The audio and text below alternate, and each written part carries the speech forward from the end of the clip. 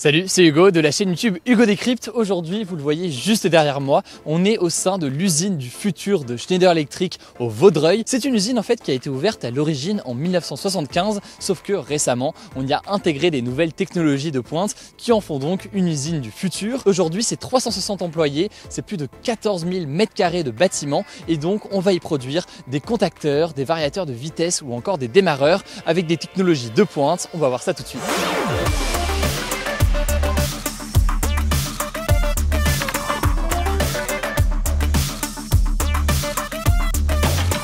L'usine ici a été ouverte en 1975. Aujourd'hui, c'est désormais l'usine du futur.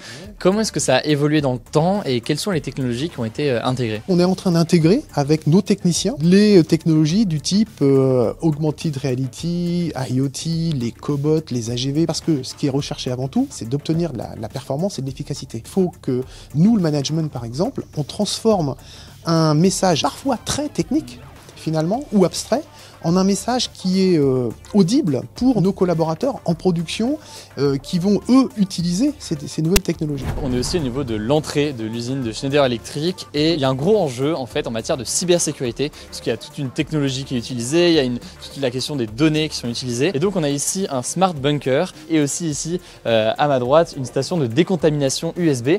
Mathieu, est-ce que tu peux nous expliquer un peu tout l'enjeu en matière de cybersécurité? Alors du coup, premièrement, la première chose qu'il faut voir quand on parle de cybersécurité, c'est le risque physique. On doit protéger la donnée physiquement pour que personne ne puisse y accéder. Donc là, on a une porte sécurisée avec une deuxième porte où il faut un badge plus une clé pour pouvoir rentrer à l'intérieur. Donc on est sécurisé physiquement.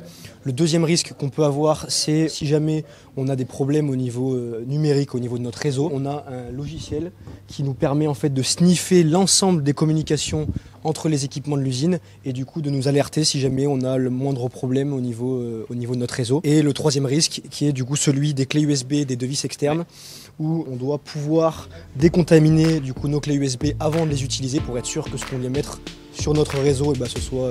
Pas de virus ou des trucs. Exactement.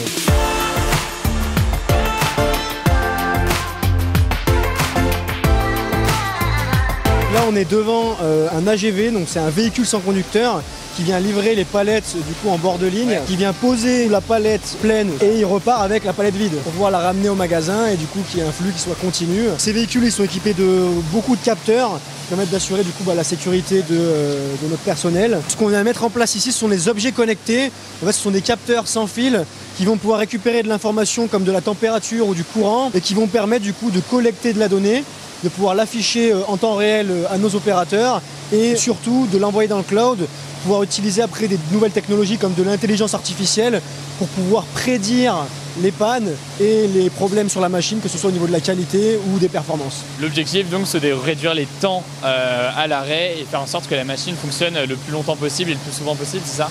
C'est ça, c'est exact. Au sein de cette usine Schneider Electric, il y a aussi une utilisation importante de la réalité augmentée. Concrètement, la réalité augmentée, comment est-ce qu'on peut l'utiliser au sein de cette usine?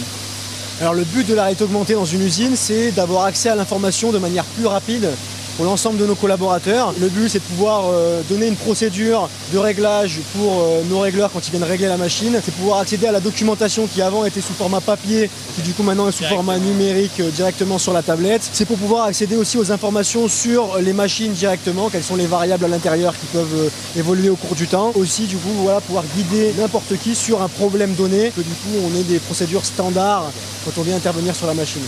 Du coup, cette tablette, qu'est-ce que tu fais avec pour que ça fonctionne? Voilà. Tout ce que je viens faire, c'est que si je viens du coup sur la machine et que je viens du coup filmer la machine, ça me permet directement d'avoir accès à différents types d'informations. Alors ça peut être du coup la documentation qualité qui était avant sous format papier.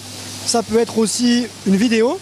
Voilà, sur un réglage ou voilà, quelque chose qui est un petit peu compliqué. On peut aussi avoir des procédures plus poussées où du coup quand on vient lancer la procédure, on va être guidé pas à pas pour faire la procédure. On se retrouve ici devant notre robot collaboratif. Donc le principe d'un robot collaboratif, c'est de pouvoir travailler avec un opérateur sans avoir besoin de venir protéger la machine avec ce genre de carter.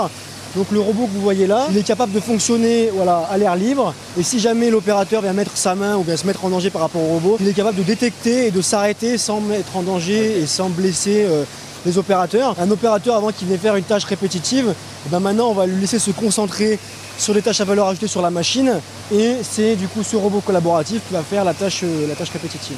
Ici on est du coup sur un point de rassemblement de l'usine où en fait les opérateurs et les personnes en production vont se rassembler une fois par équipe pour expliquer un petit peu ce qui s'est passé du coup pendant leur équipe. La dernière dimension, et pas des moindres, c'est la dimension d'efficacité énergétique. Comment est-ce que les nouvelles technologies peuvent permettre de réduire l'impact, l'empreinte carbone d'une industrie et d'une usine? La convergence du monde de l'industrie et du monde de l'informatique, on appelle ça la convergence OT-IT, le côté opérationnel et le côté information, permet de générer plus de donner des outils qui permettent de les analyser.